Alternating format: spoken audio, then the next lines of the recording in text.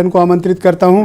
जाहिर सी बात है कि 2022 की हार के बाद ये पहला आम मुकाबला है, सार्वजनिक मुकाबला है और छोटा मोटा नहीं है। उत्तर प्रदेश में सहारनपुर से लेकर गोरखपुर और बांदा से बहराइच तक का मुकाबला है।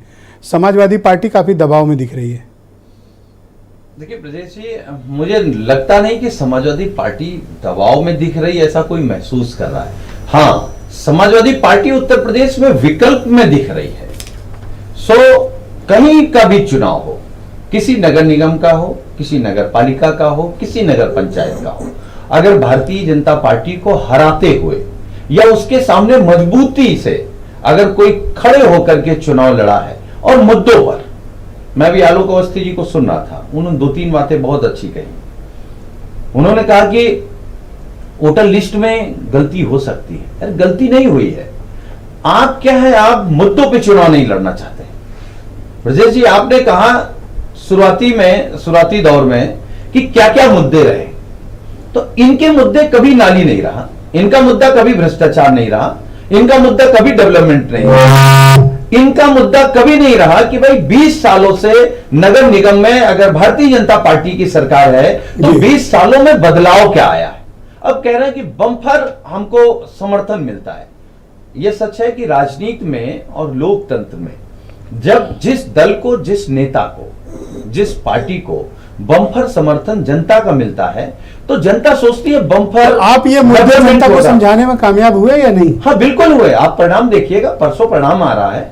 भारतीय जनता पार्टी हारेगी, इनका भ्रष्टाचार हारेगा, इनका झूठ हारेगा। और कैसा झूठ बोलते हैं। मैं अभी जब आपके कार्यक्रम में आ रहा था ब्रजेश जी, तो मैं जान रहा था कि आज जो भी भारतीय जनता पार्टी का प्रवक्ता आएगा वो ये जरूर बताएगा कि 24 घंटे 365 दिन हमारा नेतृत्व काम करता है।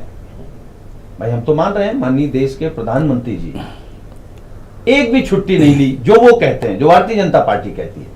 लेकिन हम आपके कार्यक्रम के माध्यम से जानना चाहते हैं, एक आम वर्कर के तरीके से, आम आदमी के रूप में मेरे मन में अभी ख्याल आया कि माननीय नरेंद्र मोदी जी देश के प्रधानमंत्री हैं, भारतीय जनता पार्टी के प्रधानमंत्री तो है नहीं।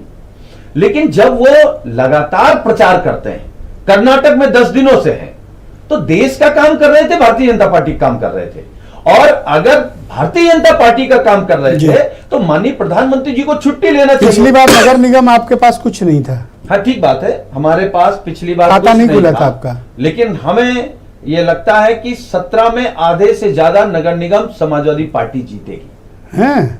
और मैं आपकी कार्यक्रम सोच लो, ये अब आपकी बात रिकॉर्ड की जा रही है। ठीक बात, वो तो आप 13 तारीख को आपको आना पड़ेगा काउंटिंग के दिन। नहीं कहेंगे तब भी मैं आपके कार्यक्रम में कह रहा हूं, आप देखिएगा लखनऊ का मेयर समाजवादी पार्टी का होगा 13 तारीख को, और लखनऊ के साथ साथ इसी तरीके से अब कानपुर का मेयर भी समाजवादी पार्टी का होगा।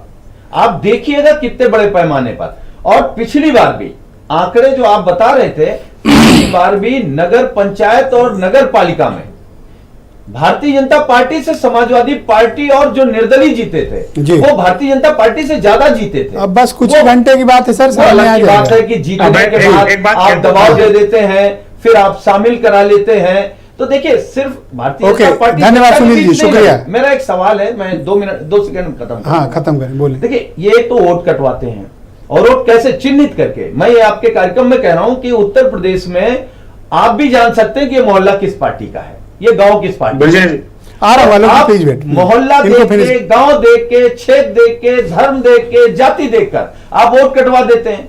उसके बाद क्या होता है, जिस दिन चुनाव होता है उन्हीं मोहल्लों में जहां से आपको हारना होता है, जहां विपक्ष मजबूत है, वहां फोर्स लगा देते हैं। आलोक अवस्थी जी सेकंड आप बोलेंगे, इनका रिप्लाई देंगे सेकंड राउंड में आपसे बाकी बातें। हाँ, समाजवादी पार्टी जरूर लड़ रही है। हमने लड़ते हुए उसको गौरीगंज थाने के अंदर देखा था, कैसा उनका विधायक गुंडागर्दी करते हुए हमारे प्रत्याशी के पति को चटापट पीट रहा था। यहाँ सबने देखा। अब मुकदमा हो गया है, जेल जाएंगे, बचेंगे नहीं, लेकिन लड़ते हुए देखा है।